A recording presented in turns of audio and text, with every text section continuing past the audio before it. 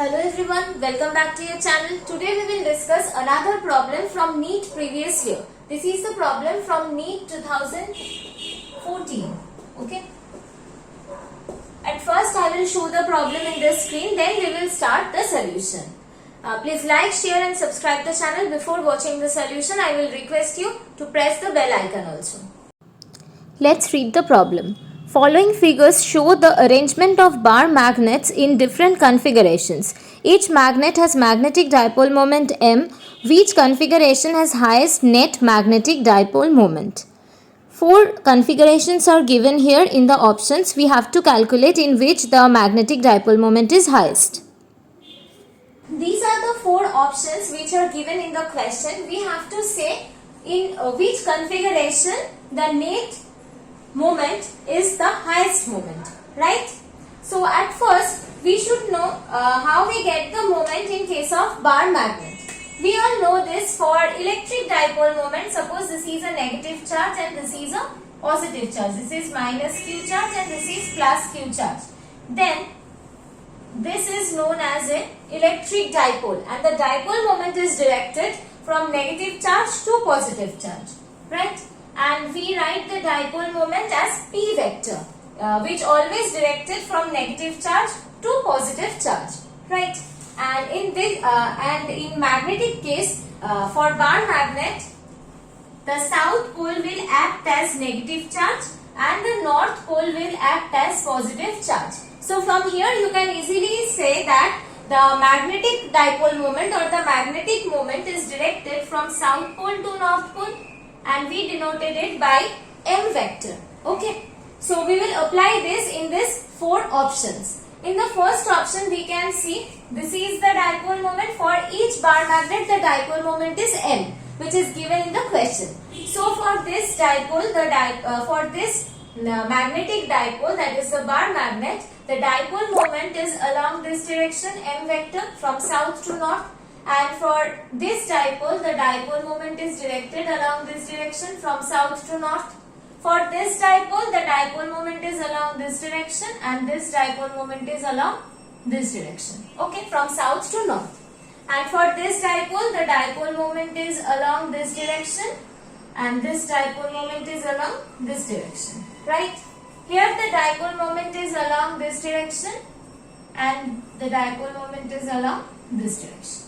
Okay, so we have marked the direction of the dipole moment for all the 4 options, and here the angle between two dipole moment to magnetic moment is 90 degree. The theta is here 90 degree, and here the angle between the two magnetic moment is 180 degree. They are anti-parallel to each other, and here the direction between two magnetic moment is 30 degree. And here the angle between two magnetic moment is 60 degree. Okay. Now we will apply the simple vector addition rule to this dipole moment to get the net dipole moment for each configuration. Okay. From vector addition rule we know that to get the magnitude of the resultant vector, the formula is to get the magnitude of the resultant vector, the formula is a square plus b square plus 2ab cos theta. Now what is a, b and theta and r? Suppose this is a vector and this is b vector, and the angle between this a and b vector is theta. Then the resultant vector is r vector. Okay. Suppose 2 vectors are there, a vector and b vector, and the angle between a and b vector is theta, and the resultant of this a and b vector is r vector. Then the magnitude of that resultant r vector is this. This is the formula. We will apply this formula in this 4 cases. Okay. For our case, the a vector is this one or b vector is this one. Right. So the magnitude of the a vector in our case is m, and the magnitude of the b vector is also m. And the angle between a and b vector in the first case is 90 degree. So what will be the value of the resultant vector here? We are trying to get here the resultant magnetic moment. So the magnitude of the resultant magnetic moment is here m square, that means a square plus b square, that is again m square plus 2ab cos theta. Here the theta is 90. So we will write it as cos 90 degree. Cos 90 degree means 0. So from here we will get 2m square, that is equals to root 2 and here m. So the resultant magnetic moment for the first one is m root 2. Right? This is the resultant magnetic moment for the first case. Okay. Similarly, we have to calculate the magnetic moment for the second, third and fourth case. For the second case, the magnetic moment is, we are doing it here.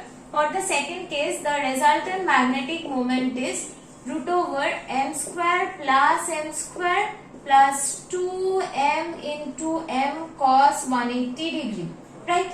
Cos 180 degree means minus 1. So here we will write 2m square minus 2m square, that is equals to 0.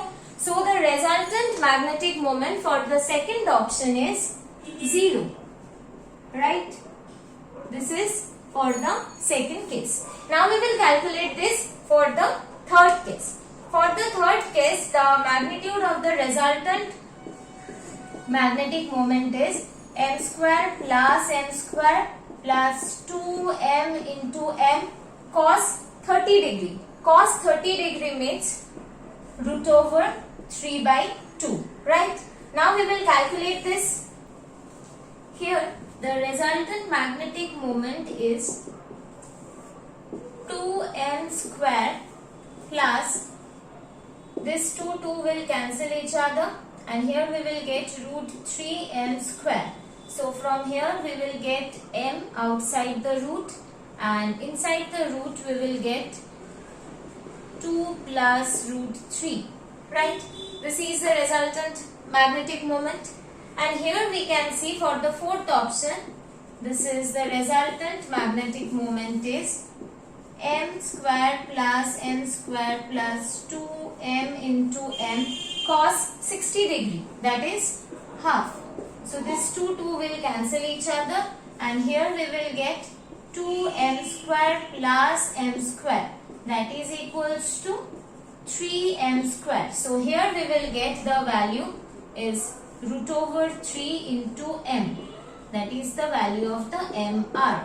So here the value of the mr is this.